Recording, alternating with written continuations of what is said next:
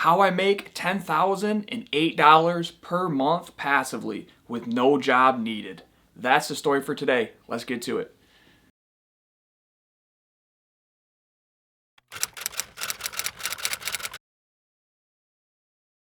Welcome back, guys. It's Myles. Now, if you're new to this channel, welcome. It's great to have you. A little bit about myself. I have been training mixed martial arts my whole life, and I began fighting professionally when I was 19. Now, over the course of my career, I've had the opportunity to fight in the UFC 14 times. I was on the Ultimate Fighter reality show for 2 seasons, and I'm currently signed with Bellator.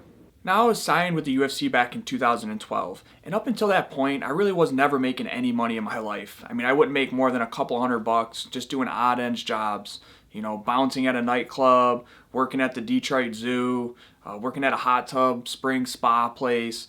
So I was basically just working a bunch of dead-end jobs just to get to a point so I could train full-time and I could focus on my career in mixed martial arts. And in 2012, I got signed with the UFC, and I really was an opportunity to start making some type of real money.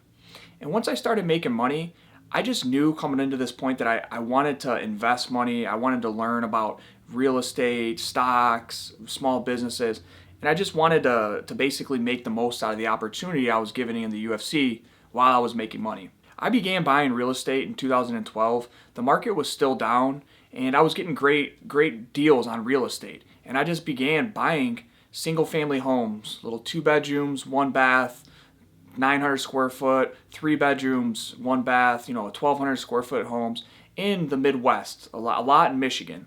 If you haven't checked out my video revealing my whole $2,610,000 portfolio, be sure to check that out. I just give a little breakdown of each property I own, when I bought it. It's a great little outline of where I'm at and how I got to where I'm at today. I chose real estate as my asset class. That's when I make money, that's where I basically save my money, and I pour it all into real estate. I love real estate for many reasons. You have your cash flow, you have your principal pay down, leverage, appreciation. There's a lot of great benefits of real estate that I'm not going to go into right now, but that's my favorite asset class. So in 2012, I bought my first property from my fight money with the UFC. And basically what I did is I bought it because I didn't want to be a broke, beat down fighter when I'm older. I bought it to fall back on so I would always have a house to live in and I wouldn't have to live with my mom when I'm older. Now, I was training in San Diego at the time, and I bought the house in Michigan. So I was out in San Diego training, getting ready for UFC fights. So I said, hey, what the heck? I might as well rent this thing out and try and make some money on it. And that was my first taste of real estate investing. If you're not familiar with real estate investing, it's, the nuts and bolts is you buy a property, you provide it for somebody to live in, and they pay you a rent every month. If done right, each month, when the tenant pays you rent, you should be left over with extra money, and that's called cash flow. So that first property I bought in 2012, that was my first taste of cash flow. Now you fast forward 8 years later to where I'm at today, I own over $2 million in real estate, $2,610,000 to be exact. I have 19 properties and 29 doors. So meaning doors like I have duplexes, 4 units. So even though it's one property, I have 2 tenants or 2 doors in there. Basically 2 people paying rent. It's split up into 2 units. A lot of people ask, why did I get into real estate? Why didn't I take my money that I was making from the UFC and why didn't I go buy a Porsche or a fancy car or jewelry? And that's a great question. It came down to me. It came down to I was in a reality where I grew up that I didn't have a lot of money. I was living paycheck to paycheck. I was basically broke and, nobody was going to take care of me and I had to find out and take some responsibility for myself. The reason why I chose real estate is because I was looking for a different reality. I was dreaming of a reality where I never needed a job again. I didn't have a boss down my back. I wasn't dependent on an employer, on a paycheck. That was the reality I was dreaming about. Just like when I dream about a reality where everybody smashes that thumbs up button and they crush that subscribe button. That was my why. Why did I get into real estate? I was looking for a different reality. A reality where there was freedom. I had the choice to choose when I wanted to work, how much I wanted to work. I have the choice to go to the beach and spend the day with my family if I feel like it. I have the choice to go fly to Rome and spend a couple of days in Rome and go backpacking through Europe. That's the reality I want. Choices and freedom. That's what I was looking for, and that's why I chose real estate and to dump all my money there. Before we get into how I exactly make $10,008 a month, if anybody out there is interested in a private, personal, one-on-one coaching call, an hour video call or phone call to go over anything from real estate investing to mixed martial arts to personal fitness, weight loss, anything where I could help you on, make sure to hit that link down below in the description and set that up. Let's get into it. How exactly am I making $10,008 per month? After each month, with all my rental properties, after I pay taxes, insurance, maintenance, all the expenses that come along with owning real estate per month, I'm left over with $7,472 in cash flow. And this is awesome, considering that right there is a lot of money in my opinion. When I first started investing in real estate, it started off with each month I would be left over with $400, and then I got another property, and then it was like $800, and then I got a couple more properties, and it was 12, 16.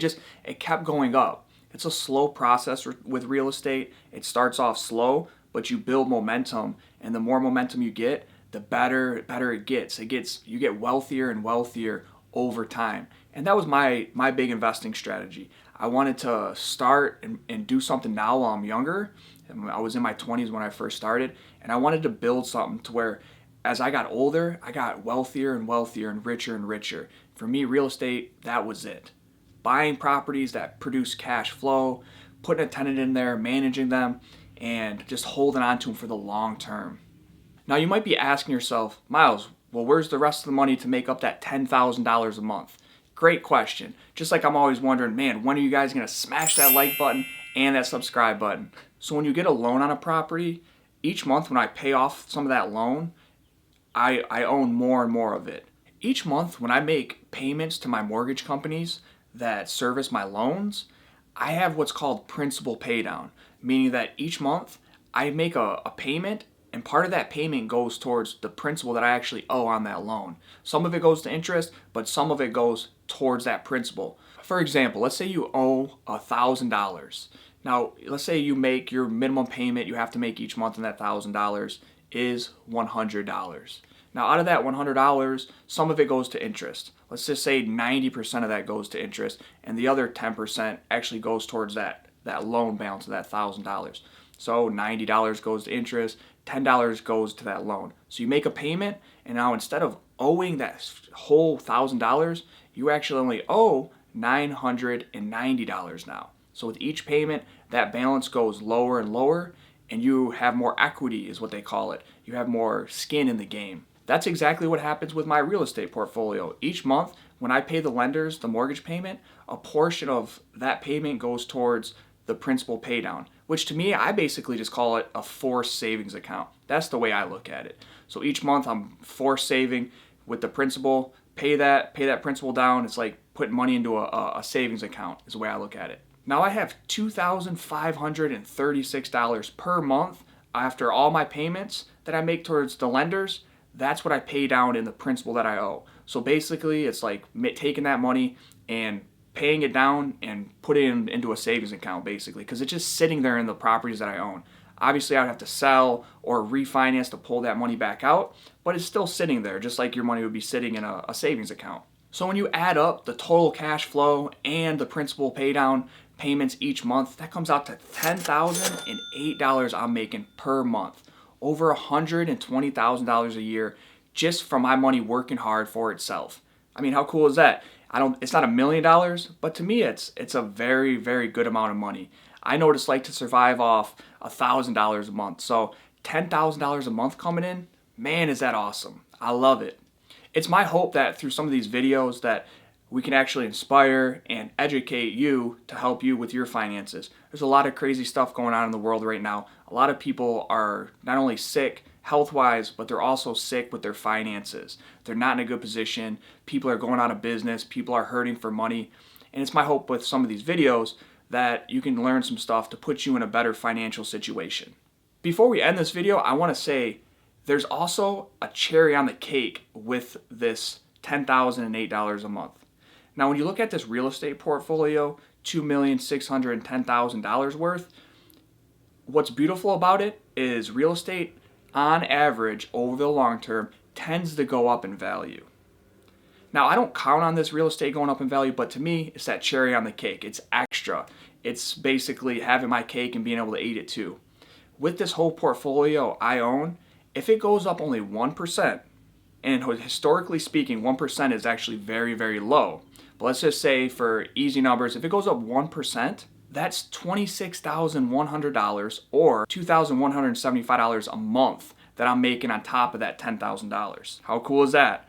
So not only if, I'm making the cash flow, I have this forced savings account, which is a principal pay down, but also if it goes up only 1%, I'm making an extra $26,000 a year. How cool is that? Now let's say if it goes up 2%, that's $52,200 or $4,350 a month on top of the $10,000 already. Are any light bulbs starting to go on yet? Because that's your money working hard for you. That's a lot better than putting your money in the savings account or even the stock market, because this strategy that I'm using, you have cash flow, you have principal pay down, and just like the stock market, you have appreciation. When something's low, you buy it and it goes up in value. So to me, that appreciation is just extra. But in the meantime, I'm collecting that cash flow, I'm having that principal pay down, and I'm getting wealthier and wealthier and richer. And on top of that, I don't have to go to a 9-to-5 job. I don't have to work 40 hours a week.